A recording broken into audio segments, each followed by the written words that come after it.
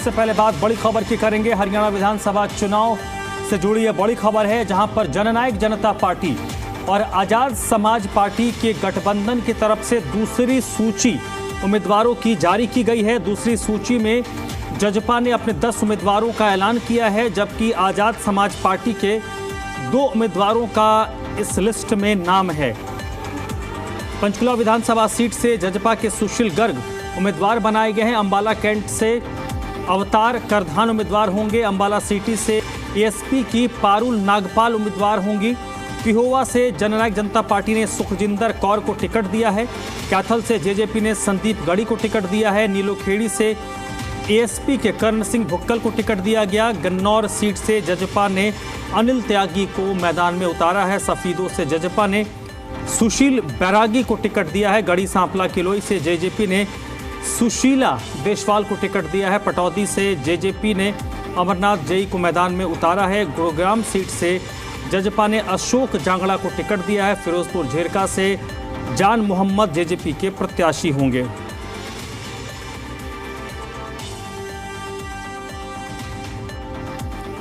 तो जननायक जनता पार्टी की तरफ से हरियाणा विधानसभा चुनाव से जुड़ी ये बड़ी अपडेट इस वक्त की आ रही है। जजपा और एएसपी गठबंधन ने अपनी दूसरी लिस्ट जारी कर दी है। दूसरी लिस्ट में जजपा ने 10 और एएसपी की तरफ से 2 उम्मीदवार यानी कुल 12 उम्मीदवारों का नामों का ऐलान किया गया है। तो बड़ी खबर और बड़ी अपडेट इस वक्त की लगातार, क्योंकि अब से 3 दिन बचे हैं और इन 3 दिनों के अंदर, ये 3 दिन क्या 2 दिनों के अंदर ही सभी दलों को अपने प्रत्याशियों का ऐलान करना है। जेजेपी और आजाद समाज पार्टी गठबंधन के तहत हरियाणा विधानसभा का चुनाव लड़ रही है और आज जजपा और एएसपी गठबंधन ने अपनी दूसरी सूची जारी की है, जिसमें जजपा ने 10 और एएसपी ने अपने 2 उम्मीदवारों के नामों का ऐलान किया है।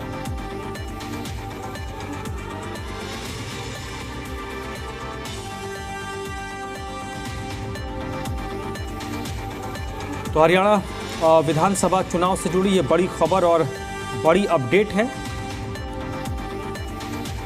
जजपा और एएसपी गठबंधन ने अपनी दूसरी सूची जारी की है। कुल 12 उम्मीदवारों के नामों का ऐलान इस दूसरी सूची में किया गया, जिसमें जजपा के 10 और आजाद समाज पार्टी के 2 उम्मीदवार के नामों का ऐलान दूसरी सूची में हुआ है।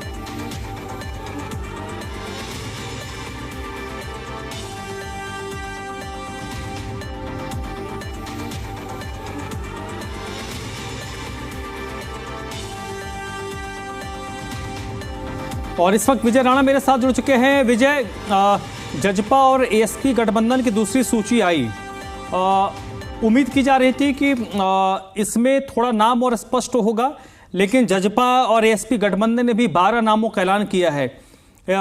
इसको किस तरीके से लिया जाना चाहिए, क्योंकि अब तो महज 2 से ढाई दिन का वक्त बचा है। 3 दिन के बाद तो नामांकन की प्रक्रिया ही खत्म हो जाएगी।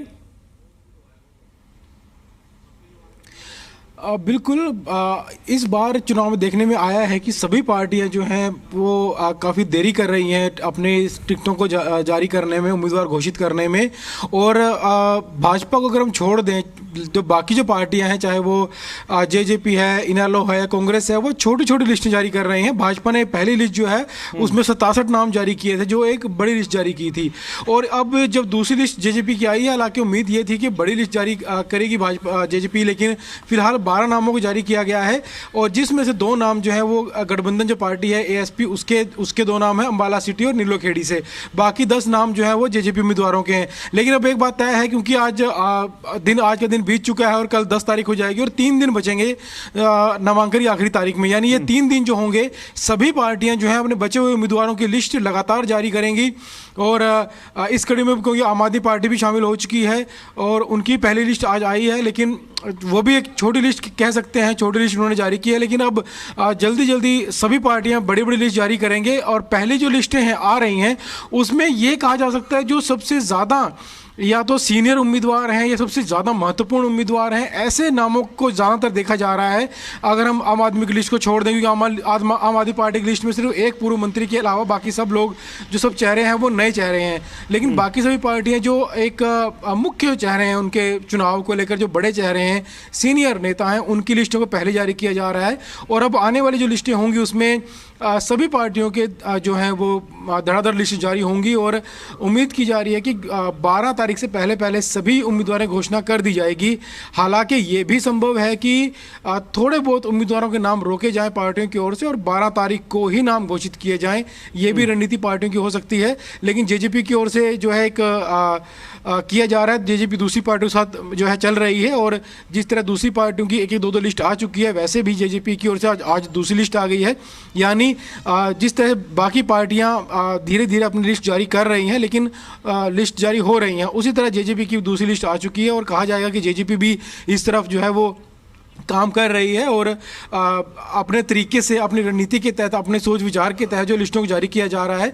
और साथ ही साथ क्योंकि एएसपी से गठबंधन भी है, तो उस पार्टी के साथ भी एक विचार विमर्श फिर हो जाता है जब दूसरी पार्टी साथ में होती है कि जितनी सीटें देनी है, वो सबसे बड़ा सवाल होता है कि वो कहाँ से देनी है। तो उसको लेकर एक गहन विचार विमर्श पार्टियों के बीच किया जाता है। तो जैसे अब जेजेपी की जो लिस्ट आई है, पहले भी लिस्ट आई थी, उसमें भी एएसपी के नाम शामिल थे और आज जो लिस्ट आई है उसमें भी 2 नाम एएसपी से शामिल किए गए हैं और आगे भी जो लिस्ट आएगी, हालांकि उसको लेकर लंबा विचार मंथन चलता है कि किन सीटों से पार्टी को उतारना है, गठबंधन में जो पार्टी है उन्हें कौन सी सीट देनी है। तो इसमें समय जरूर लगता है। तो उम्मीद है कि 3 दिन का समय बचा है, तो 3 दिन में बाकी उम्मीदवार भी जेजेपी की ओर से घोषित कर दिए जाएंगे। जी विजय, रणनीतिक तौर पर अगर हम देखें तो भारतीय जनता पार्टी और कांग्रेस तो बात समझ में आ रही है कि भारतीय जनता पार्टी और कांग्रेस ये चाह रही है कि आखिरी वक्त में अगर जिनका टिकट कटता है उनको विरोध करने का मौका कम मिले और कम से कम वो नॉमिनेशन ना दाखिल करें। बाद में समर्थन और देना नहीं देना वो तो बात की बात है, लेकिन कम से कम वो नॉमिनेशन ना कर पाए, ये रणनीति हो सकती है। और बाकी जो 3 पार्टियां हैं या जो गठबंधन है वो संभवतः वेट एंड वॉच इस हिसाब से भी कर रहे होंगे कि बीजेपी कांग्रेस से जो नाराज लोग होंगे वो कोई ठोर ढूंढेंगे, तो वो ठोर इंडियन नेशनल लोकदल हो सकता है, आम आदमी पार्टी हो सकती है या फिर जजपा हो सकता है। इसलिए भी संभवतः ये लोग वेट कर रहे हैं। बिल्कुल, क्योंकि जो अब आपने भाजपा और कांग्रेस की बात की, क्योंकि सब लोगों को टिकट पार्टी नहीं दे सकती, कोई ना कोई नाराजगी तो कहीं ना कहीं से सामने आ ही जाती है।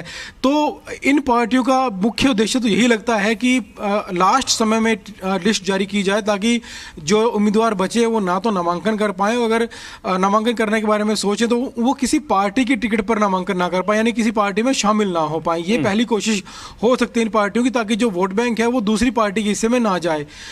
एक तो ये कोशिश हो जाती है। दूसरी कोशिश ये है कि जो हम कह सकते हैं जो क्षेत्रीय पार्टियां हैं, जेजेपी है या इनेलो है, तो ये पार्टियों में 2 बातें ध्यान में रख रही हैं इस समय। पहली बात तो यही, जैसा आपने कहा कि अगर कांग्रेस या भाजपा से कोई सीनियर नेता आना चाहे तो वो पार्टी में आ जाए, उसका स्वागत है। और अगर दमदार नेता कोई आएगा तो हो सकता है उसको मैदान में भी उतारा जाए, उसको टिकट भी दी जाए। और दूसरा कारण ये भी हो सकता है कि जो उम्मीदवार उतारे जा रहे हैं उनको भी देखा जाए कि बड़ी पार्टी की ओर से कौन कौन से उम्मीदवार उतारे जा रहे हैं, किन समीकरणों को साधने की कोशिश कर रही है बड़ी पार्टी, और उनके हिसाब से अपने उम्मीदवार उतारे जाएं ताकि जितना ज्यादा हो सके उनको टक्कर दी जा सके इस चुनावी मैदान में। तो इस तरह के दोनों बातों को ध्यान में फिलहाल क्षेत्रीय पार्टियां रख रही हैं कि किस तरह से उम्मीदवारों की घोषणा करनी है। और बड़ा सवाल तो यही है कि अगर कोई नेता आना चाहे तो उसकी भी गुंजाइश रखी जाए। अगर किसी हल्के से कोई नेता आना चाहता है और अगर वो अच्छा नेता है, बड़ा नेता है, बड़ा नाम है, तो उसको पार्टी में शामिल भी वो कर सकता है और उसको टिकट भी दी जा सकती है। तो इस तरह की जो रणनीति है वो पार्टियों की ओर से की जा रही है। लेकिन जहां तक भाजपा और कांग्रेस की बात है, दोनों पार्टियों को इस बात का आभास अच्छे तरीके से है कि जब फाइनल लिस्ट जारी की जाएगी तो उसमें नाराजगी सामने आना वो लगभग दोनों पार्टियां तय मान रही हैं। क्योंकि भाजपा की ओर से जो पहले जारी की गई थी उसमें तो अच्छी खासी लोगों की, नेताओं की नाराजगी सामने आई थी। कांग्रेस की ओर से भी कई जगह से नाराजगी सामने आई थी, लेकिन हालांकि कांग्रेस ज़्यादा नाराजगी से बच गई थी क्योंकि उन्होंने शुरुआती जो लिस्टें थी उसमें सीनियर नेताओं का नाम डाला, पूर्व विधायक, मौजूदा विधायक या पूर्व मंत्री या खिलाड़ी, इस तरह के नाम डाले ताकि विरोध का कहीं भी कोई ऐसा गुंजाइश ना रहे पार्टी नेताओं के बीच। लेकिन अब ठीक है, चाहे भाजपा की बात हो, कांग्रेस की बात हो, उनके पास जो मौजूदा विधायक थे। चलिए विजय, आप मेरे साथ बनी रहिएगा।